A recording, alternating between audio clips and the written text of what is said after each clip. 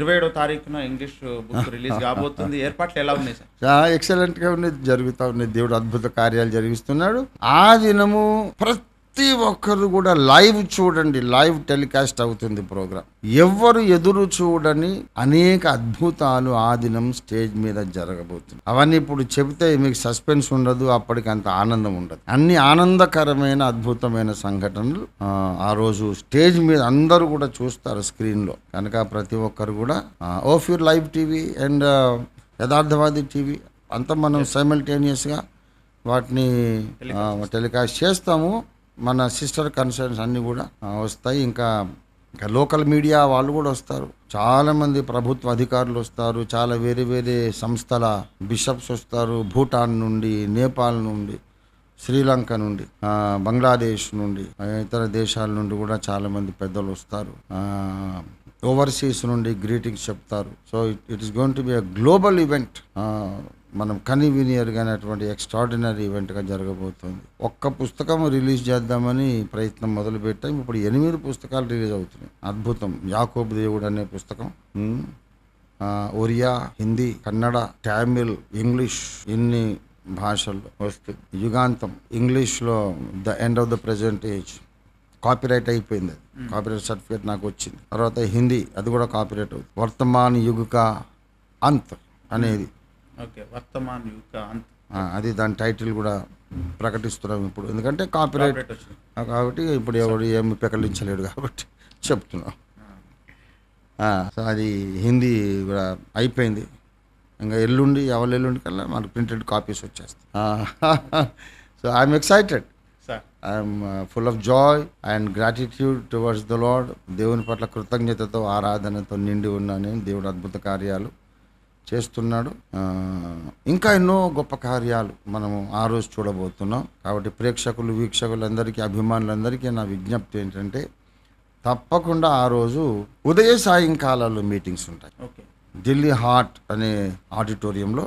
Morning ఏమో 10 గంటల నుండి 1 గంట వరకు దైవ సేవకులకు, చర్చ్ లీడర్స్ అండ్ పాస్టర్స్ అందరికీ స్పెషల్ బైబిల్ స్టడీ ఉంటుంది. అదైతే లంచ్ బ్రేక్ అయిన తర్వాత 5 గంటలకే స్టార్ట్ చేస్తాము. మరి అనేక దేశాల నుండి, అనేక సంస్థల నుంచి వచ్చినటువంటి మహానాయకులు చాలా మంది మన పుస్తకాలు బ్లెస్ చేసి రిలీజ్ చేస్తారు. So it's going to be extraordinary event. దేవునికి మహిమ కలుగును గాక. గొర్రెల దొడ్డిలో నుండి దావీదును దేవుడు పైకి లేవదీసినట్టుగా ఎక్కడో తెలంగాణలో, వరంగల్లో, ఎక్కడో ఆజంజాహి మిల్ కాలనీలో 14 ఏళ్ల వయసులో అమ్మా నాన్న ఇద్దరిని పోగొట్టుకున్నటువంటి ఒక అనాథ బాలుడు, 10th క్లాస్ నుంచి చదువుకోవడానికి అవకాశం లేదు, అమ్మ నాన్న ఇద్దరు పోయారు. అలాంటి ఒక తెలుగు మీడియం స్టూడెంట్, అట్లాంటి వాడిని దేవుడు ఒక ఉద్యోగం ఇచ్చి 3 సంవత్సరాలు పోషించి, ఆ ఉద్యోగం దేవుడే మాన్పించి, జేబులో ₹1 బిళ్ళతో సేవను ప్రారంభింపజేసి 45 సంవత్సరాలు ఎన్నో చేతబడులు, బాణామతులు, విష ప్రయోగాలు, నన్ను కొట్టడాలు, తలపగలు కొట్టడాలు, ఇన్ని ఆటంకాలను, ఉపద్రవాలను అధిగమింపజేసి ఇవాళ మన పుస్తకాలన్నీ అంతర్జాతీయంగా 200 దేశాలకు వెళ్ళిపోయి ఒక ప్రక్రియ ఢిల్లీలో ప్రారంభమవుతా ఉంది. దీని గురించి ఎంత చెప్పుకున్నా తనివి తీరదు, ఎంత చెప్పుకున్నా తక్కువ. దేవుని విశ్వసనీయతకు తిరుగులేని రుజువు ఓఫీర్ మినిస్ట్రీస్ యొక్క ఈ ఘన విజయం. A proof of God's credibility, reliability, faithfulness. మన గొప్పతనంగా, లేకపోతే దేవుడు నమ్మదగిన వాడు కాకపోతే నన్ను ఎప్పుడూ చంపేసేవాడు.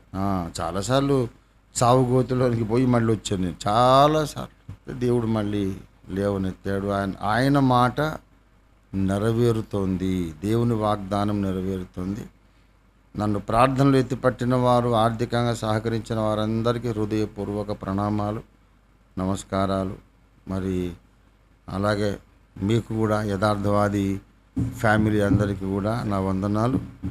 అక్కడికి అందరూ రమ్మని చెప్పడం లేదు, ఎందుకంటే లిమిటెడ్ అకామిడేషన్. ఒక 1000 మందికి అకామిడేషన్ ఉంది.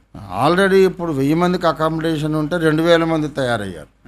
ఎలా అక్కడ ఎక్కడుంటారు నాయన అంటే, మా బాధ్యత మేము పడతాంలేండి అన్నయ్య, అంత గొప్ప ఈవెంట్ మేము కళ్ళారా చూడాల్సిందేననేసి వస్తున్నారు నా పిల్లలు. ఇంకా అలాంటప్పుడు ఏం చేయను, సరే నాయన చూద్దాంలే, మీ ఇష్టం అని వదిలేసా. గనక ఇప్పుడు అందరూ రమ్మనే పిలుపు అయితే నేను ఇవ్వడం లేదు. అందరూ చూడండి, అందరూ ఆన్లైన్లోకి రండి, ఆన్లైన్ చూడండి. మీరు ఢిల్లీకి వద్దామనుకున్న వాళ్ళు మీ ఛార్జీలన్నీ కానుకలు ఇవ్వండి. ఎందుకంటే డబ్బులు లేవు, ఇప్పుడు డబ్బులు కావాలి. నాకేమో అసలు రూపాయి రాదు, నా నుంచి రూపాయి పోదు. ఎందుకంటే నాకు అకౌంట్సే లేవు. నా ట్రస్ట్ అకౌంట్ కూడా ఫ్రీజ్ అయిపోయింది, నా పర్సనల్ అకౌంట్ ఫ్రీజ్ అయిపోయింది. కాబట్టి ఎవరైనా డబ్బులు ఇస్తామని వస్తే డబ్బులు నాకు ఇవ్వద్దు, నేను ఢిల్లీకి పోయి ఆ బిల్లు కట్టు, హోటల్ బిల్లు, లాడ్జ్ బిల్లు, ఆ బిల్లు ఈ బిల్లు కట్టమని పంపిస్తున్నాను. అలా ఈ మతోన్మాదులు నన్ను గెలవలేక ఆఖరికి నా మీద ఇలా పగ తీర్చుకుంటున్నారు, నన్ను ఇబ్బంది పెట్టాలని. నాకు కూడా ఏం పెద్ద బాధగా లేదు, ఎందుకంటే నోట్ల కట్టలు ఇప్పుడు నాకు ఒక 10,000 ఇలాగ వచ్చినాయి. రాగానే ఇంకోటి ట్రాన్స్ఫర్ చేస్తా అంటే నీకు ఇంత వచ్చింది కదా, నువ్వు పన్ను కట్టలేదని ఇప్పుడు అంతా నాన్ సెన్స్ మాట్లాడుతున్నారు. నా అకౌంట్లోకి వచ్చి వెంటనే వెళ్ళిపోతే నా ఆదాయం అట అది. మీ ఆదాయం కిందనే కన్సిడర్ చేస్తామంటున్నారు అధికారులు. మరి వాళ్ళ గుజ్జెట్టు పోయిందో బుర్రకాయలు. ఇలాగొచ్చి అలాగ వెళ్ళిపోయింది నా ఆదాయమా? ఎక్కడ నేను ఒక గజం భూమి కొనలేదు, ఇలాగొచ్చి అలాగ వెళ్ళిపోయింది ఆదాయం ఎట్లాగైంది? సరే, నేను అనుకున్నాను నీకు తగినట్టే నేను ప్రవర్తిస్తాను. నా అకౌంట్లోకి వచ్చి ఇంకోటికి ఇచ్చేస్తే ఆదాయం అంటున్నావు. నా అకౌంట్లోకి రాకుండా నా కను సైగలతోనే అక్కడి నుంచి అక్కడికి వెళ్ళిపోతే ఆదాయం కాదుగా, పని అయితే జరుగుతుంది. అదైనా ఇదైనా నాకు పెద్ద డిఫరెన్స్ లేదు. నా దగ్గరికి వచ్చి వెళ్ళిపోయినా అది అతడే పోయి అక్కడ బిల్లు కట్టినా నాకేం డిఫరెన్స్ లేదు. నాకు అసలు డబ్బాశ లేనోడిని, నేను డబ్బులు ఎక్కడ పోగు చేసుకోలేదు, రహస్యంగా నాకు ఆస్తులు లేవు, సొంత ఇల్లు లేదు, సొంత కారు లేదు. కాబట్టి నన్ను ఆర్థికంగా టైట్ చేస్తే ఇబ్బంది పెట్టొచ్చు అనుకుంటున్నారు ఈ స్టూపిడ్స్. ఆర్థికంగా డబ్బాశ లేనోని ఎలాగ ఇబ్బంది పెడతారు? అందుకే పందులకేం తెలుసు అండి, పైన ఎగిరే పావురం విలువ పందులకేం తెలుసు. So I'm very comfortable. ఇప్పుడు ఇంకా హ్యాపీగా ఉంది. లాస్ట్ టైం అంతా 2-3 ఈవెంట్స్ ఢిల్లీలో చేసినప్పుడు నేను ఫైనాన్సెస్ మెయింటైన్ చేసేవాడిని. ఇప్పుడు నాకు కనుసైగలే, అన్న ఇంత కానుకుంది ఎవరికి ఇవ్వాలంటే అక్కడ కిరాణా బిల్లు కట్టు, ఆ లాడ్జ్ బిల్లు కట్టు, ఎలక్ట్రిసిటీ బిల్లు కట్టు, పలానా వాళ్ళని రిసీవ్ చేసుకో, లేకుంటే భోజనం బిల్లు కట్టు. పని జరిగిపోతూ ఉంది. పబ్లిసిటీ చెయ్యి, ఈవెంట్ మేనేజర్కి ఇవ్వు, నాకు ఇవ్వద్దులే, నా పనే జరుగుతుంది, రూపాయి నేను ముట్టుకోకుండా. నన్ను పన్ను ఎట్లా అడుగుతారు ఇప్పుడు? కనుక స్వార్థం అనేది 0 పాయింట్లో ఉండి ధనాపేక్ష లేనోడు, ప్రజాసేవే నాకు ప్రాణం అనుకున్నోడిని ఎవడు ఏం పీకుతాడు, ఎలాగ ఇబ్బంది పెడతాడు? ఇప్పటికైనా వాళ్ళు బుద్ధి కలిగి మారు మనసు పొందడం మంచిది. ఎనివే పని జరిగిపోతూ ఉంది, ఘన విజయం మనకు వస్తూ ఉంది. Right, okay sir. మీరు ఎవరైనా కానుకలు ఇవ్వాలనుకుంటే సార్కి మీరు నేరుగా కాల్ చేస్తే అవి ఎక్కడ ఖర్చు చేయాలో సార్ కాల్ చేయండి.